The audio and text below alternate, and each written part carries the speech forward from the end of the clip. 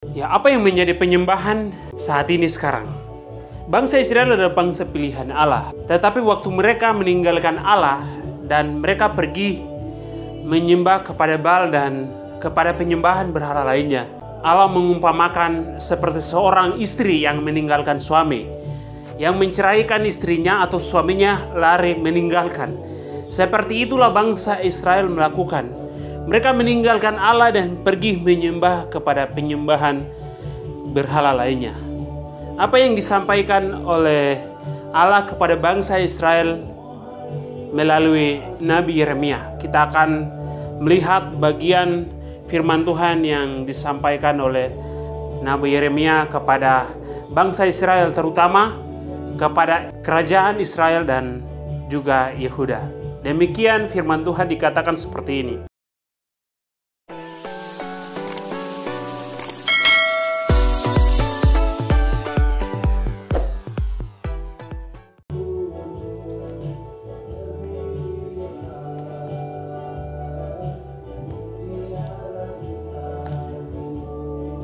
Bangsa Israel meninggalkan Allah, sehingga Allah berpesan kepada bangsa ini untuk kembali datang kepada Tuhan.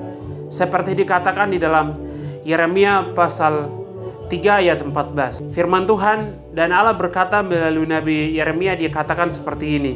Kembalilah kepadaku, aku akan menjadi Tuhan atas kamu. Ya, Allah mengundang bangsa Israel untuk kembali kepadanya. Walaupun bangsa Israel mereka pergi menyembah kepada Baal seperti seorang istri meninggalkan suaminya.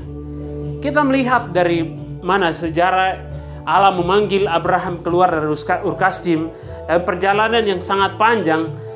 Tetapi bangsa ini tidak mengerti akan pilihan Allah. Tetapi kebaikan Tuhan itu sangat luar biasa. Kita lihat dari mana? Waktu kita baca di Yeremia pasal 3, kita akan menemukan bahwa Allah mengundang atau Allah mengajak untuk kembali kepadanya. Karena bangsa ini meninggalkan Allah. Itulah baiknya Tuhan. Tuhan selalu mengundang untuk datang kepadanya.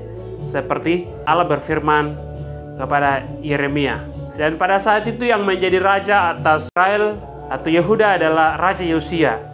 Raja Yosia memimpin bangsa Israel sejak usia 8 tahun. Dan itu usia yang sangat muda.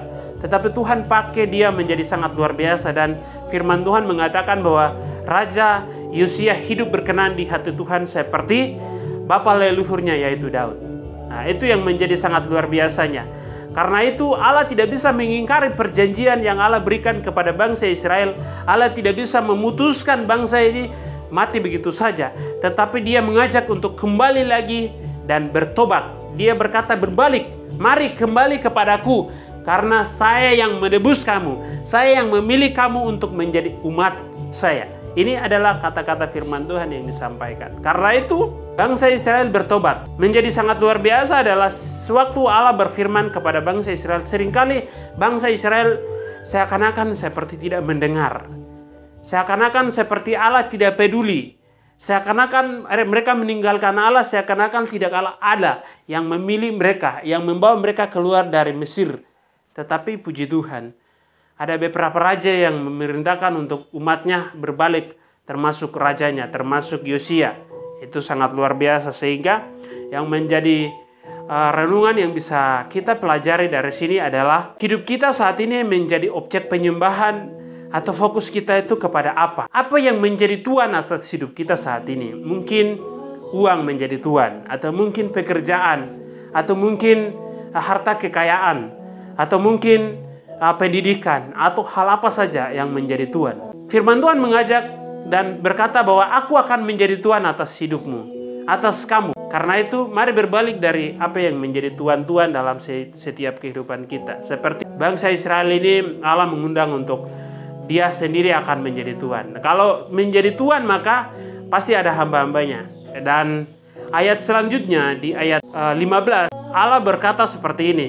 Aku akan memilih kamu 1-2 orang dari bangsa ini dan akan mengangkat gembala supaya mengembalakan umatku. Jadi tugas itu sudah diberikan kepada masing-masing orang. Mungkin saat ini Anda diberikan tugas sebagai gembala atau mungkin sebagai hamba Tuhan, mahasiswa, atau bekerja di swasta atau di negeri ataupun pekerjaan apa. Jangan menjadi pekerjaan atau segala sesuatu menjadi Tuhan, tetapi kita menjadi Tuhan. Kita adalah hanya Tuhan saja, supaya kita tunduk kepadanya dan hanya kepada Dia saja kita berbakti. Kalau kita menjadikan Tuhan segala sesuatu, mungkin kita akan tunduk kepada pekerjaan, kita akan tunduk kepada segala sesuatu dan tidak tunduk kepada Tuhan. Dan itu suatu pemberontakan seperti bangsa Israel yang mereka pergi menyembah kepada hal-hal yang tidak berarti atau hal penyembahan berhala.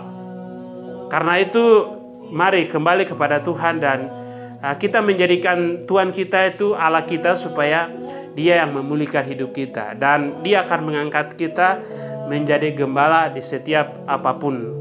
Karena percaya bahwa Tuhan kita adalah Tuhan yang mengasihi kita. Walaupun kita meninggalkan Dia, Dia tidak akan pernah meninggalkan kita. Walaupun kita menyakiti hati Dia, Dia tidak akan pernah menyakiti hati kita. Itulah baiknya Tuhan. Mari kita belajar kebaikan Tuhan dari apa yang Tuhan buat bagi kita. Mungkin selama ini kita merasa itu hal biasa, tapi mari belajar menginsafi kebaikan Allah di dalam setiap kehidupan kita. Itu yang menjadi renungan yang saya bisa bagikan. Terima kasih. Tuhan Yesus memberkati.